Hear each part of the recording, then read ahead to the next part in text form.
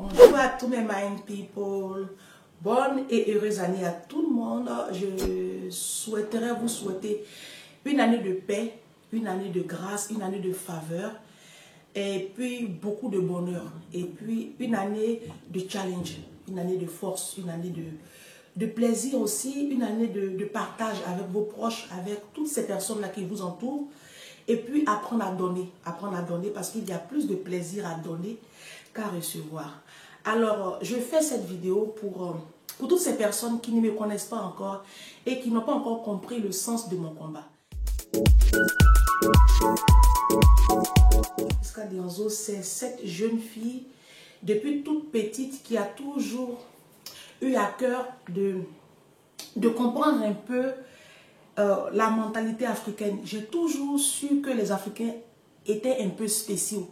Parce que quand on regarde dans le clivage, on regarde les autres peuples, on voit à quel point eux, ils arrivent à évoluer au fil des décennies. Et que nous, on est encore au stade de débats stériles, de polygamie, de fêtes, d'alcool, de football, de danse, de traîner dans les églises. Et ça, c'est handicapant pour notre communauté. Donc, je suis sur les réseaux sociaux justement pour emmener ma communauté à changer son système de pensée, à changer son mindset. Voilà.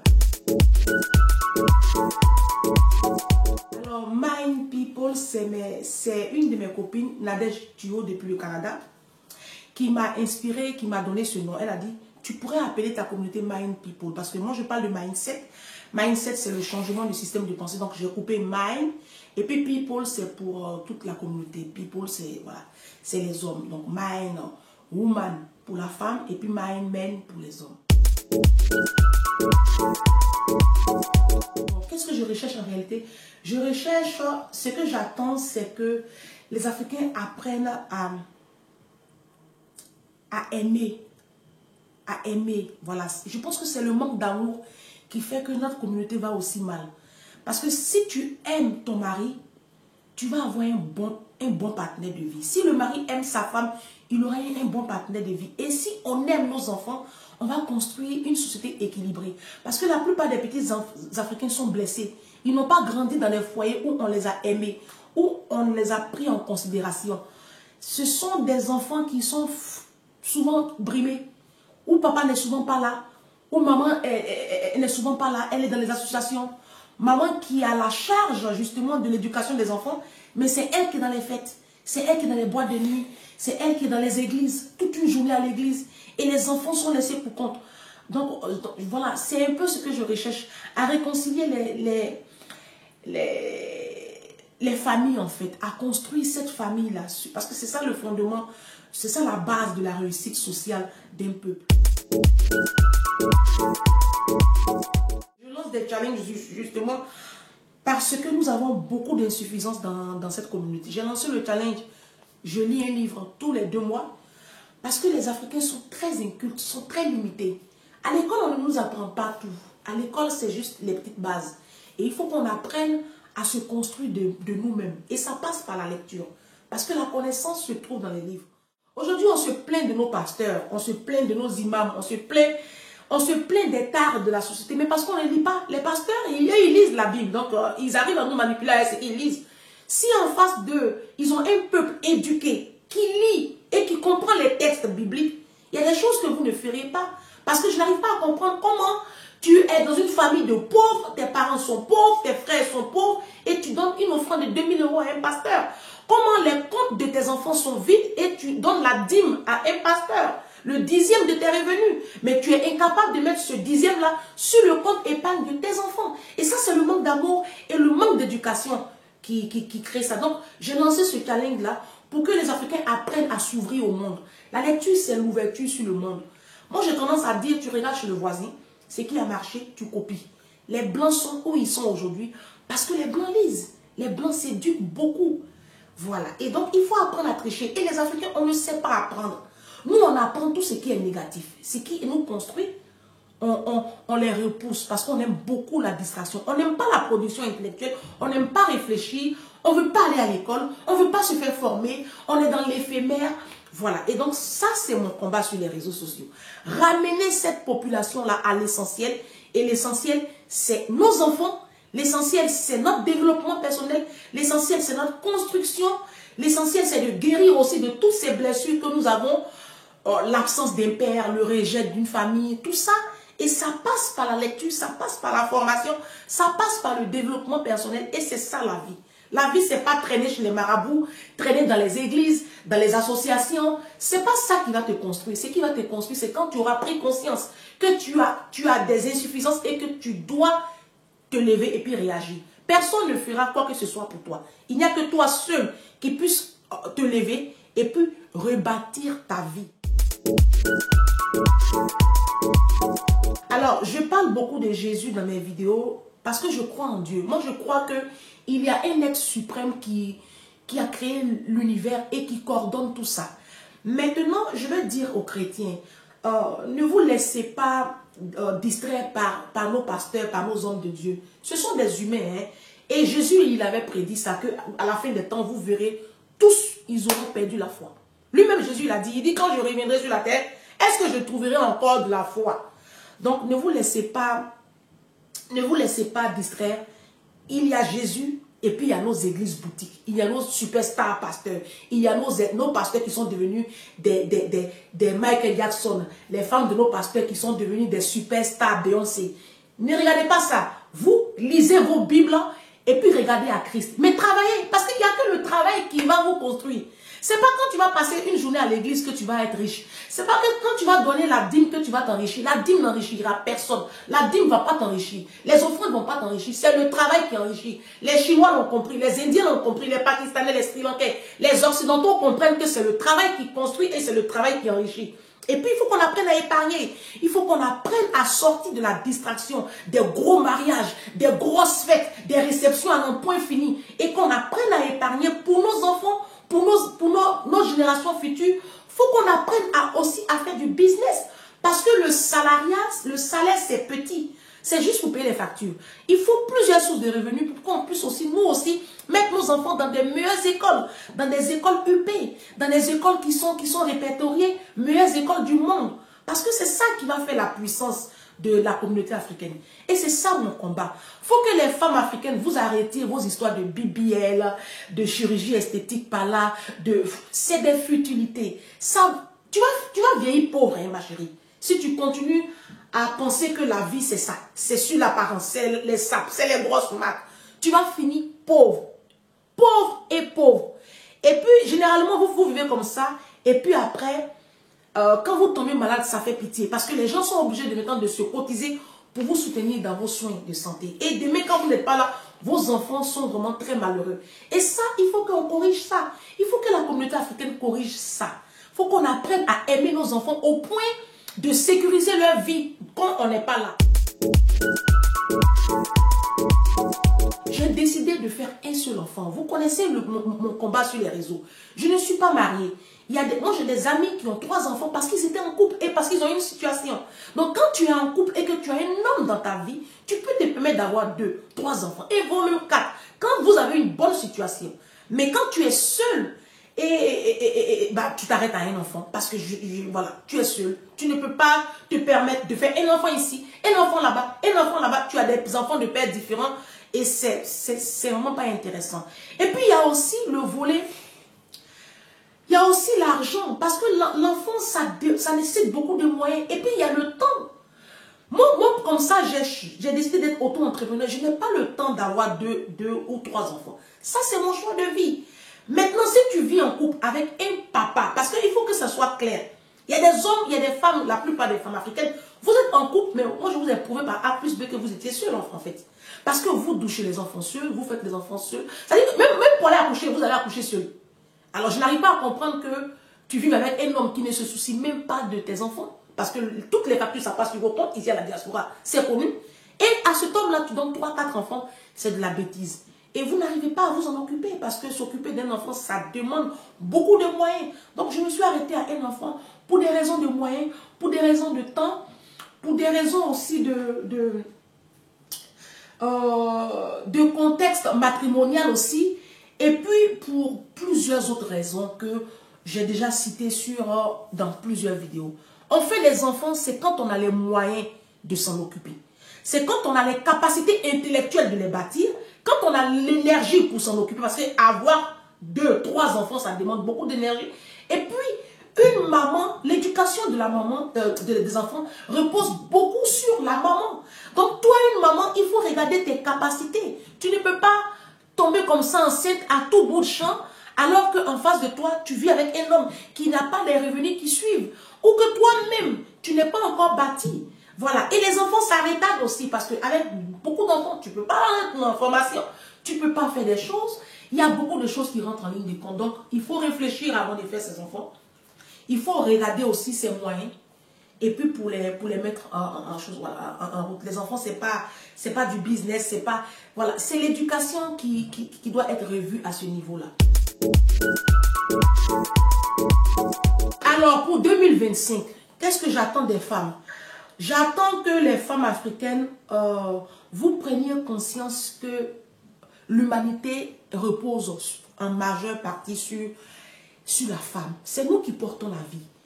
C'est à nous que Dieu a donné la lourde responsabilité d'éduquer les enfants, qu'on le veuille ou pas. Voilà. Naturellement, les enfants passent plus de temps avec nous.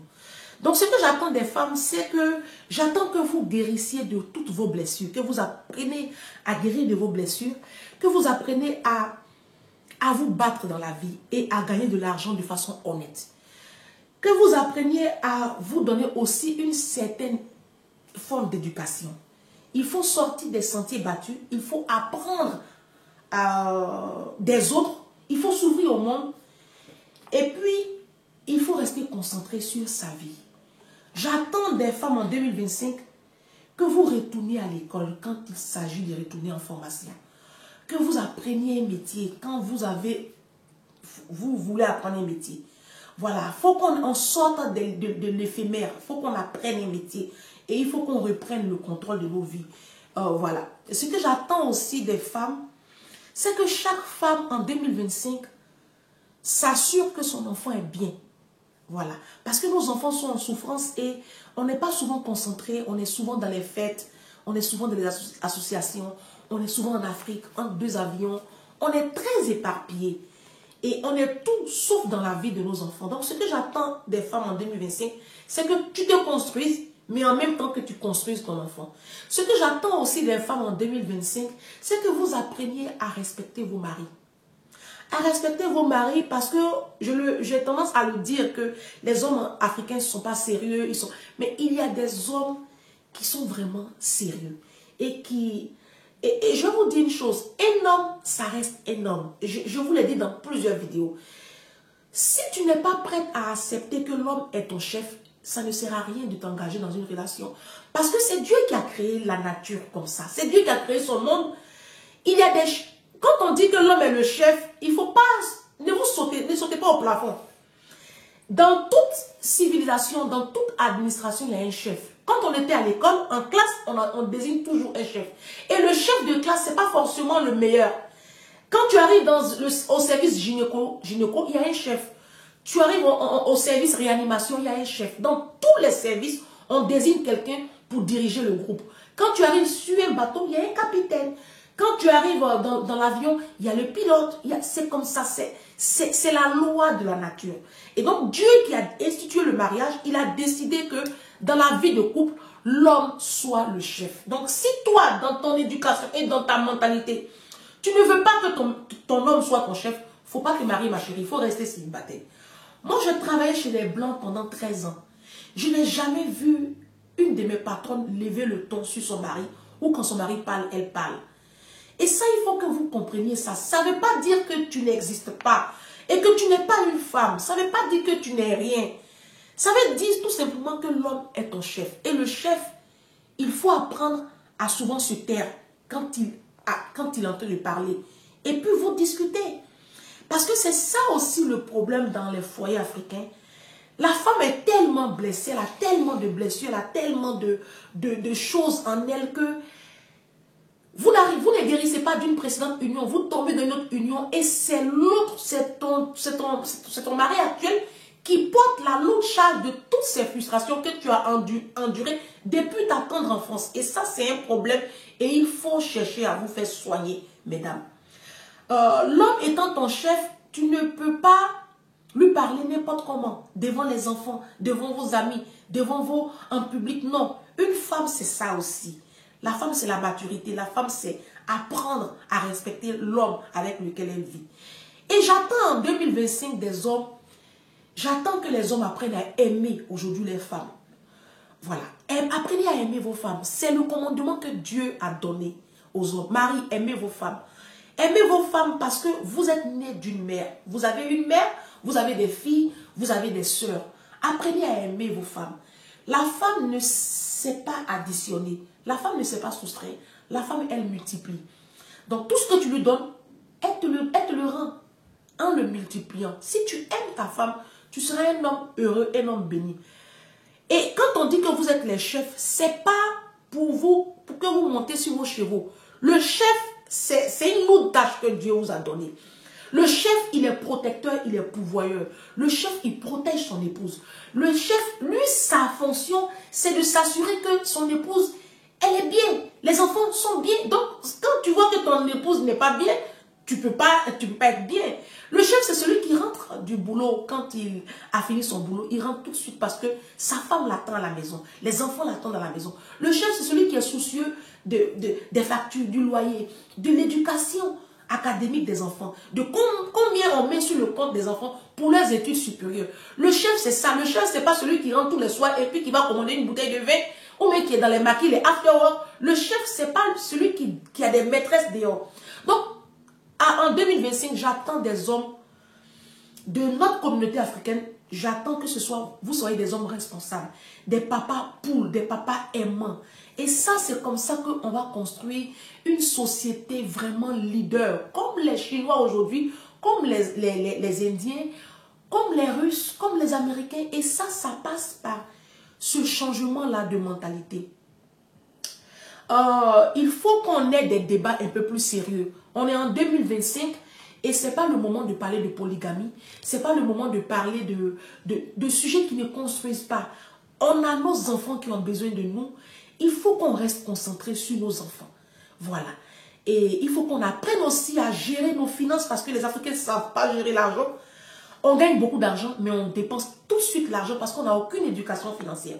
Donc, très prochainement, on fera une série de vidéos justement sur l'éducation financière. Parce que moi-même, qui vous parle, j'ai du mal. Et je suis en train de me faire former. Donc, apprenons à nous faire former sur tous les plans de la vie sociale, voilà, de tous les sujets. Et ça va nous aider. Ça va nous aider à être une nation puissante, à être une nation vraiment bâtie. Donc, voilà un peu ce que je pourrais dire de ce que j'attends des femmes, ce que j'attends des hommes, ce que j'attends aussi de nos enfants. À vous les jeunes, je vous appelle souvent mes nièces, mes filles, les jeunes gens. Quand on vous parle, écoutez. Les enfants, quand nous on vous parle, on est né avant vous, écoutez. Allez à l'école. Allez à l'école. Allez à l'école. Les histoires de piercing, tatouages, les mèches humaines, les iPhones, les C. Il y a un temps pour tout sous les cieux. La Bible dit il y a un temps pour étudier.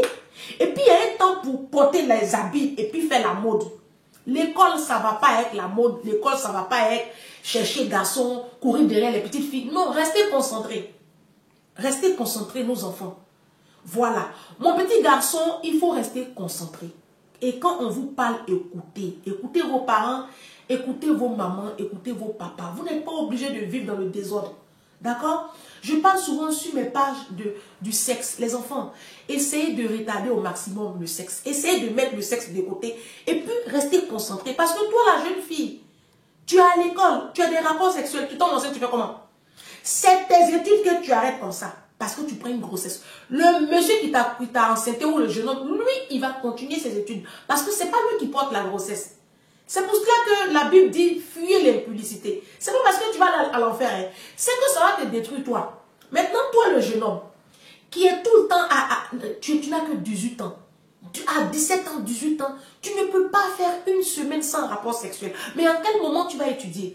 En quel moment tu vas te concentrer sur ton avenir? Demain, tu auras ta femme, tu auras le temps d'avoir des rapports sexuels comme tu veux. Mais pour l'heure, il faut retourner à l'école. Et vous qui avez quitté l'école, essayez de vous approcher des facultés, des métiers. Et puis, renouer avec les études. Apprenez un métier, c'est important. Voilà. Sinon, demain, tu seras un homme princesse. Tu seras un homme bafoué parce que tu ne seras même pas un homme. Si tu vis au projet demain d'une femme parce que tu n'as pas suffisamment de ressources, bah, tu n'auras pas une femme qui va te respecter. On ne respecte que les chefs. Et soyez des chefs, les hommes. Apprenez à être des chefs.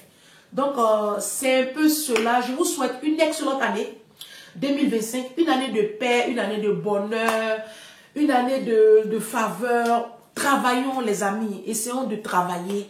Cherchons à avoir les meilleurs investissements qu'on pourrait avoir pour, voilà, pour nos enfants, pour nous-mêmes, nos vieux jours, et puis pour nos enfants. Apprenons à épargner. Apprenons à créer de la richesse au lieu d'être toujours dans le camp des éternels consommateurs. Apprenons à faire les bons choix. Le choix du conjoint, c'est important. Le choix de la conjointe, c'est important. Changeons notre système de pensée. Réduisez le nombre de vos enfants parce que vos revenus ne vous permettent pas d'avoir plusieurs enfants. Donc, essayez de revoir aussi ce niveau-là. Et puis, à tous nos parents, à tous nos mamans, on met un enfant au monde, ce n'est pas pour être accroché à ses finances. Laissez un peu les enfants là s'épanouir financièrement. D'accord? Laissez-les s'épanouir. Et puis, excellente année à tout le monde. Bonne heureuse année 2025 à tous mes mind people. Je vous aime de l'amour de Jésus. Et on est ensemble.